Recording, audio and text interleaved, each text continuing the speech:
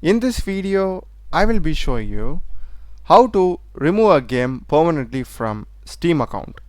So let's get started. For this, just come into Steam and to the top we'll be having library. Select it. Here we'll be having all the games that has been installed on our system. So just go to the game which you want to remove permanently, right click, and first thing is we need to uninstall it. So just go to manage and select uninstall. Click on uninstall.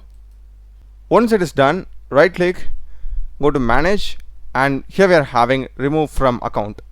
Click it and we'll be getting this warning before we remove a game from our account.